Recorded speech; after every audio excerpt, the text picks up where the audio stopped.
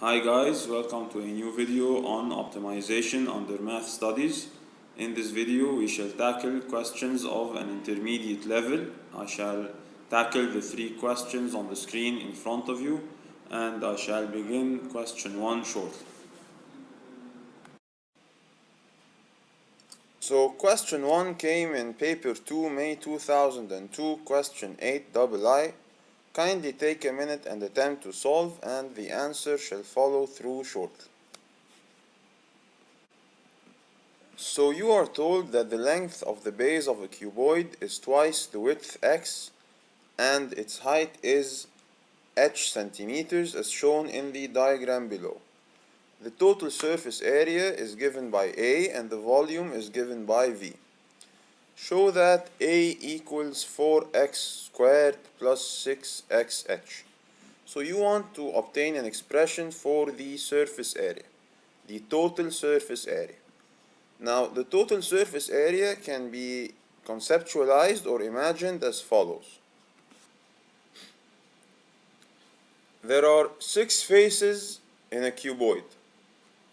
One to the right, another to the left, one on top, which is like the ceiling, and the floor at the bottom, one up front, and one at the back right there. So there are our 6 faces. So what we need to do is we need to calculate the area of each face, add them up, and try to obtain an expression similar to the one given in the question. So for the front and back, you have a length of 2x and a width of h. This applies to this face up front and to the face at the back of the cuboid. They both have a length of 2x and a width of h, therefore their area shall be 2xh. As for the right and left faces, they have a length of h and a width of x. Hence, the right and left faces shall have an area of xh. Finally, for the upper and lower faces, the ceiling and the floor, they have a length of 2x and a width of x. Hence, the area of the face right there and the other face right there on top, their area is 2x squared. So there are our areas as we mentioned: front and back 2xh, right and left xh, top and bottom 2x squared. We just add all of these up together. Of course, I've multiplied each of the expressions by 2 because, for example, here one is for the frontal area and one is for the back area, and so on. So we multiply each of the 3 expressions we've obtained by 2.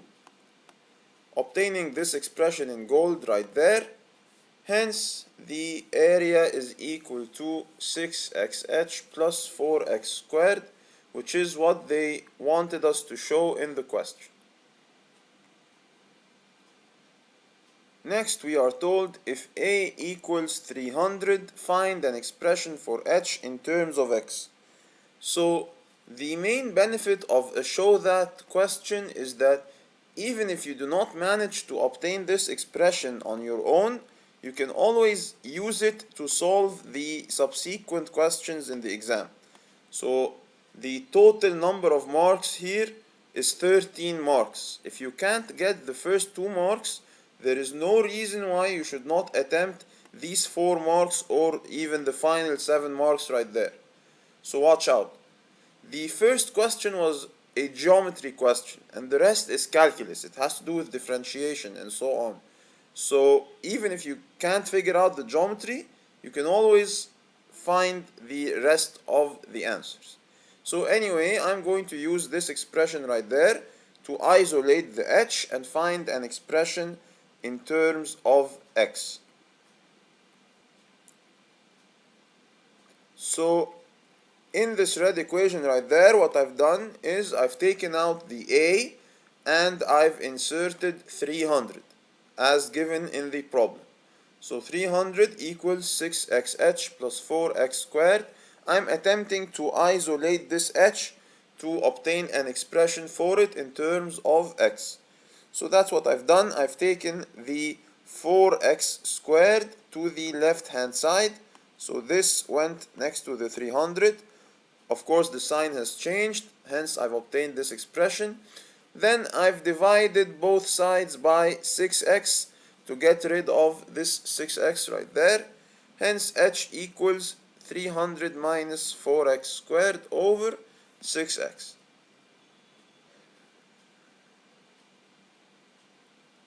So continuing with the same given, if A equals 300, show that the volume is given by this expression. So the volume of a cuboid is given by multiplying the length, the width, and the height. Hence the volume here is 2x squared h, multiplying the three variables given in the drawing in front of you. So 2x squared h is of course different from the expression that they want us to obtain. And the main difference is that there is no h. So how do we obtain this expression? Simply by substituting the h for the expression we obtained in B. So 2x squared h is the volume, and I shall remove the h and replace it with this expression right there. So there is my original expression for volume, length times width times height. And instead of the h, I'm going to insert this expression right there.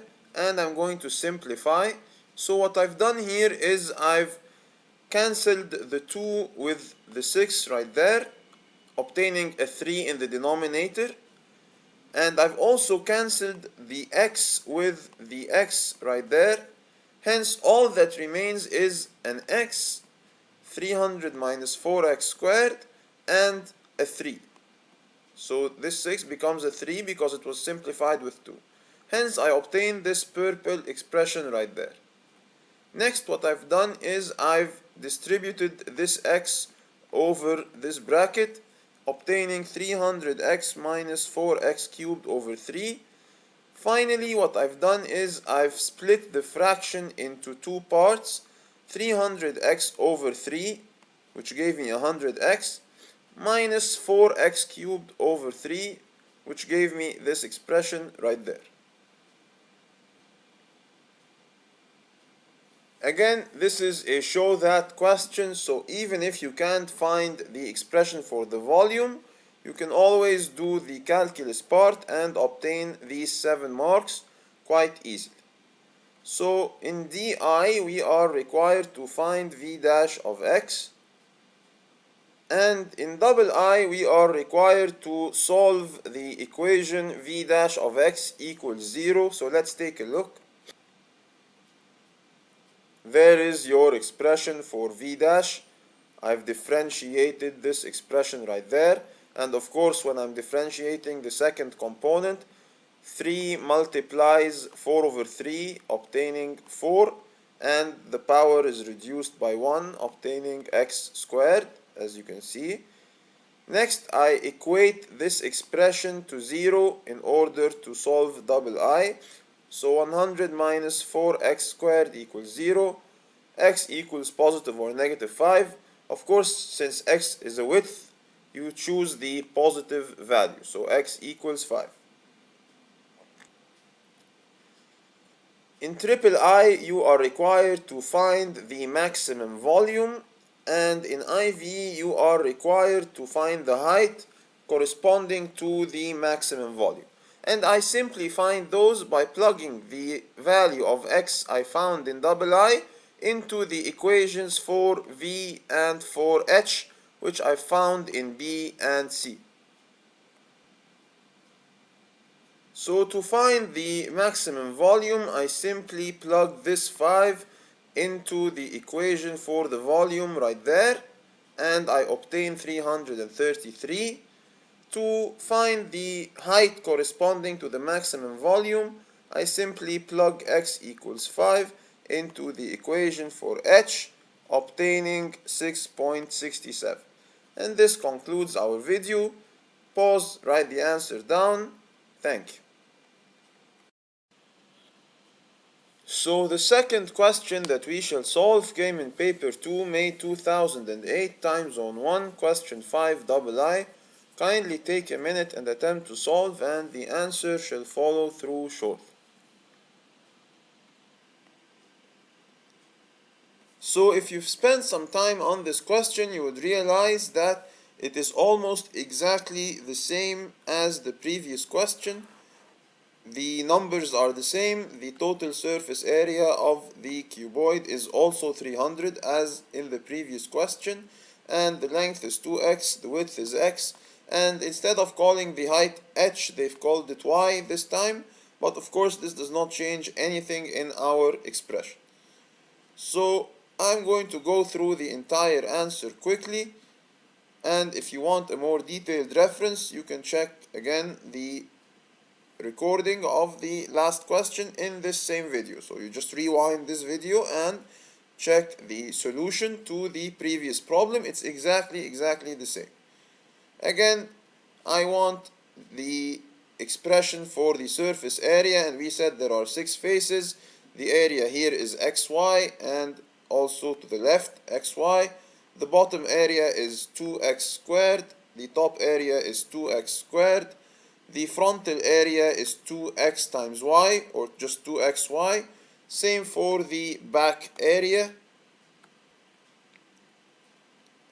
Hence, if I want an expression for the total surface area, I'm just going to sum up these 3 components together and obtain the expression that you can see right there, which simplifies to 4x squared plus 6y equals 300 as required by the question. So this final expression is the one provided in the problem. Next, I need to find an expression for y in terms of x, and this involves isolating this y right there in this equation and obtaining the expression right there. Again, the only difference is in that in the previous problem we had h equals 300 minus 4x squared over 6x. Hence, show that the volume of the box is given by this expression. We've done this again before. Volume is given by length times width times height, and instead of this y, I'm going to plug this expression into the equation.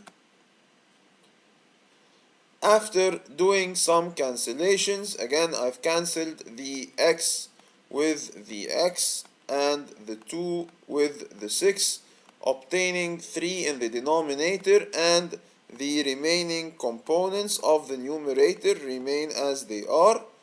Then I've expanded the gold numerator, x times this bracket, obtaining this blue expression right there. And finally, I've distributed this fraction into 2 different separate fractions, arriving at the expression that they want. Of course, the subsequent question D requires me again to differentiate the volume to obtain an expression for V dash or dV by dx, and the expression is obtained as follows.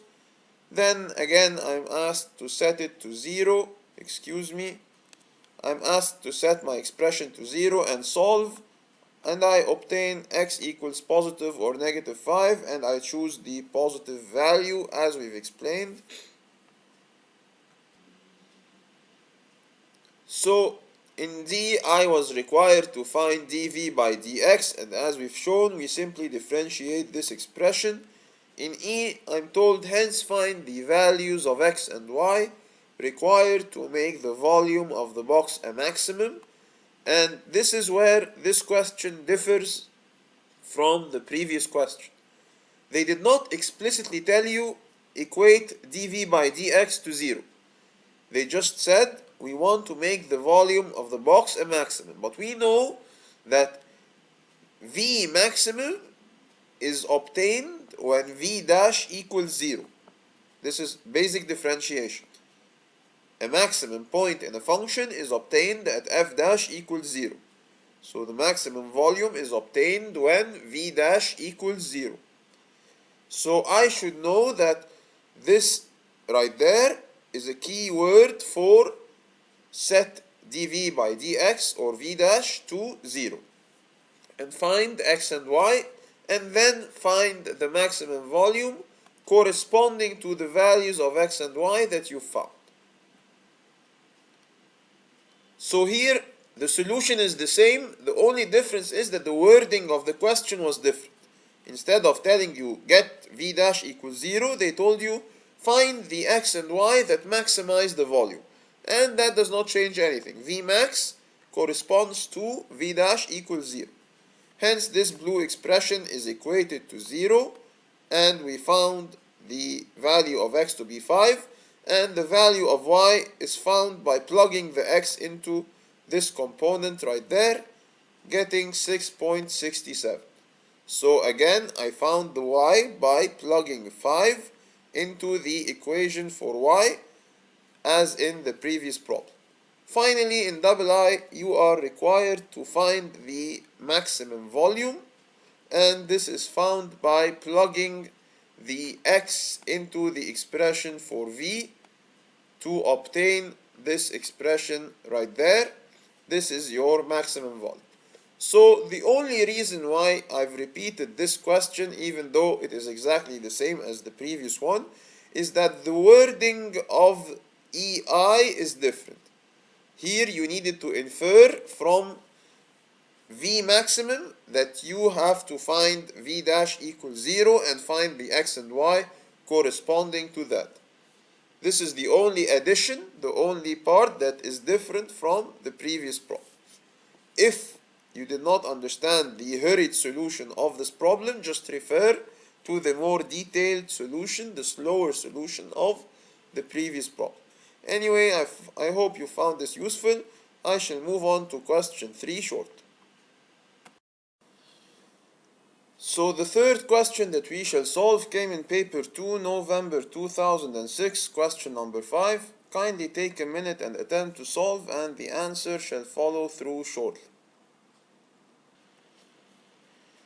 A farmer has a rectangular enclosure with a straight hedge running down one side. The area of the enclosure is 162 meters squared. He encloses this area using X meters of the hedge on one side as shown on the diagram below.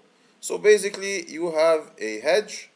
A hedge is like bushes or plants or whatever running down on one side, and you are going to enclose the rest of the area with a fence. So the fence is going to surround this side, and this side. As for the fourth side, it is already fenced by plants or bordered by plants, so it does not get involved in our calculations. We are told in A that he uses y meters of fencing to complete the enclosure. Show that y equals 324 over x plus x. So the value of y is obtained by summing these three sides right there. We already know that the side on the left is x, and we want to obtain an expression for this side. And we do so by using the fact that the area is 162. So the area of a rectangle is x times width, or length times width. So if the length is x and the width is w, we can say that x times w equals 162. And we shall use this piece of information to find an expression for this side in terms of x. So since the area equals x times w and the area equals 162, hence we can say that w is equal to 162 over x. And the parameter we outlined consisted of three components, as we said, the x and the two w's. Let's take another look. There is your x right there. There are your two w's there and there. So the parameter we want is x plus 2w. And we already have an expression for w in terms of x. Hence y equals x plus 2 times 162 over x, which is 2w. So 2 times 162 gives you 324, hence obtaining the final expression that they required in the problem. In B, we are required to find dy by dx. So since y equals x plus 324 over x, I can simply rewrite this expression as x plus 324 x to the power of negative 1. I've changed the way the expression looks to make it easier to differentiate. And of course the derivative of this gold expression is found in the red expression right there. Y dash equals 1 minus 324 x to the power of negative 2. Next, I'm required to find the value of x, which makes y a minimum. So y is minimized when y dash equals 0, or dy by dx equals 0. So I just set this expression to 0. So this is what I've done. Here is my y dash. I've rewritten it in gold right there. Instead of 324 x to the power of negative 2, I've written it in fraction form to compute the value of x algebraically. Of course, you can just plug this onto your GDC and find the x-intercepts from the graph, or using your equation solver. Anyway, I've chosen to do this manually for those who are interested. So 1 minus 324 over x squared equals 0. Hence 1 equals 324 over x squared. Hence x equals root of 324. You can just assume that I've multiplied both sides by x squared, or I've just taken the x squared right there to the left hand side. So I have x squared equals 324. Hence x equals root 324, which is 18. Next, I'm required to find the minimum value of y, and this is simply found by plugging the value of x I found in C into the equation in A right there. So 18, which is the answer to C, is substituted instead of these two x's right there. So 18 plus 324 over 18 gives me 36. This is the value, or the maximum value, of y. So in question E, you are required to find the values of A and of B, and they are simply found by plugging 18 instead of the two x's to find A, and then plugging 27 in order to find B. After finding A and B, you are required to draw an accurate graph of the function using a horizontal scale starting at 0 and taking 2 centimeters to represent 10 meters. So they've given you the scale and the vertical scale as well. So let's take a look at the values of A and B and the corresponding graph. So the values of A and B were computed to be 36 and 39. This is very simple computation on the GDC. And if you've plotted the graph, this is how it should look like. You need to make sure that your scales and labels are there and that the points are accurately plotted. You also get 1 mark for a smooth curve with 1836 as the minimum value. So this minimum value needs to be 1836. Finally, I need to write down the values of x for which y increases, and this is obtained from the graph. So y starts increasing after the minimum point right there. After this point, we can see that the function begins to increase. So the values of x for which y increases are x greater than 18. Any value after the minimum point, which was 18, is a value for which y increases. So this concludes our question. Take a minute to write the answer down if you will, and I hope you have found this video useful.